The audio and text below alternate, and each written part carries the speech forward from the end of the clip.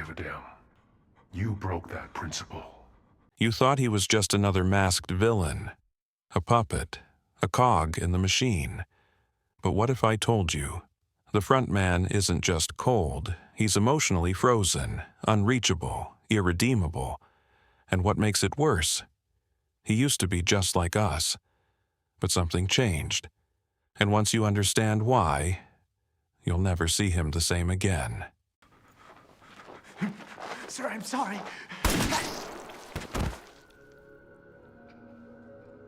Today, we're diving deep into the mind of the frontman, the true enforcer of Squid Game, to uncover what really turned him into one of the most chilling figures in modern fiction. We'll break down his past, his psychology, the coldest scene in the entire show, and the hidden details you probably missed. If you're into character breakdowns like this one, consider tapping like. It tells the algorithm you want more of these, and it helps this video reach more people who think they know the frontman. Spoiler, they don't. The Masked Overseer. Let's start with what we see. The frontman, a towering presence, black hood, angled mask, always watching, always silent. He's the executioner and the chess master rolled into one. But here's the twist. He wasn't always this way. On the surface, he's the head of operations, the one who ensures everything runs perfectly. He doesn't flinch when people die. He doesn't speak unless it's calculated. He isn't cruel, he's clinical, and that's what makes him terrifying.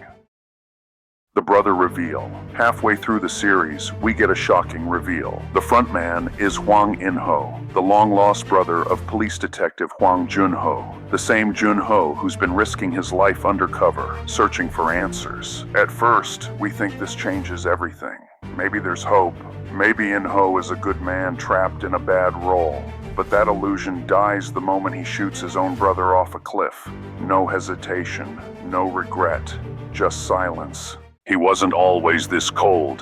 Hwang In-ho wasn't born a monster. In fact, he won the 28th Squid Game, a man once desperate enough to play, who survived every brutal round and then disappeared. We assume he got the prize money and vanished like most winners, but instead he came back, not as a player, not even as a VIP, as something worse, the person who ensures the blood keeps flowing. Why? That's the question, and here's where the cold really creeps in. The coldest moment.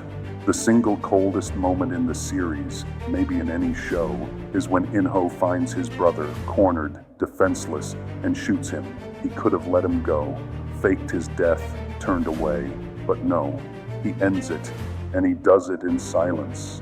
That isn't the act of a man protecting a secret. It's the act of someone who's convinced himself that nothing matters but the system. That's not cold blood. That's frozen morality. Why he stayed in power. Most people think the frontman was forced into this, that after winning, the creators offered him a deal he couldn't refuse. But there's no evidence of that. In fact, everything about his demeanor suggests one thing. He chose this. He didn't just survive Squid Game, he became its strongest believer. When you look at his actions, orchestrating death, executing betrayal, managing chaos, you realize he isn't reluctant, he's invested. And that's what makes him colder than any player or VIP, because he knows what the system does to people. He lived it, and he still defends it. Psychological breakdown. Let's get clinical.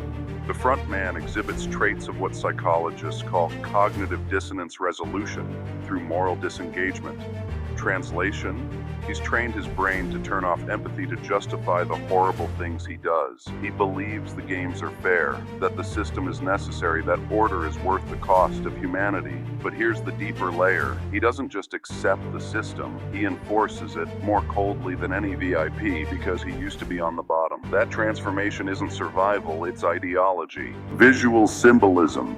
Even his visuals tell the story. His mask, sharp, symmetrical, robotic. He has no facial features, no softness, no emotion, just angles. His voice, filtered, controlled, stripped of all humanity. His clothing, black, authoritative, imposing. No color, no warmth. The show didn't design him to look mysterious, and they designed him to look empty, like a man who no longer sees life as life. What the frontman represents.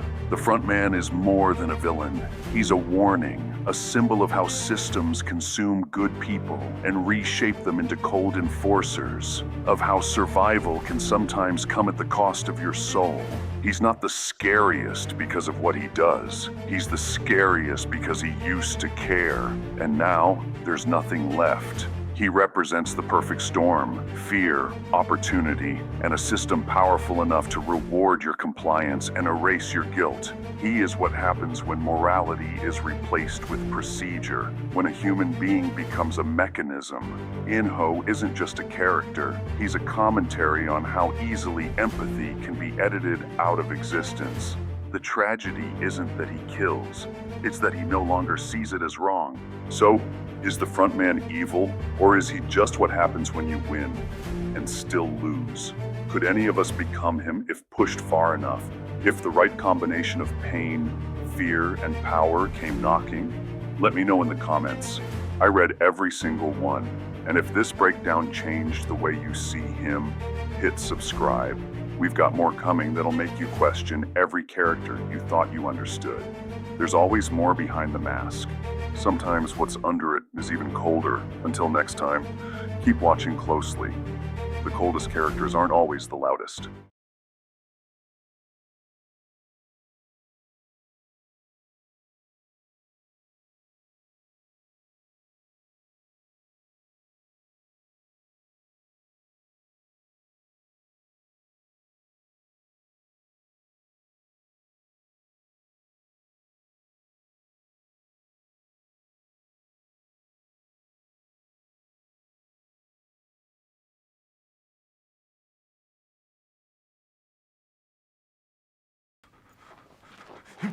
Sir, I'm sorry.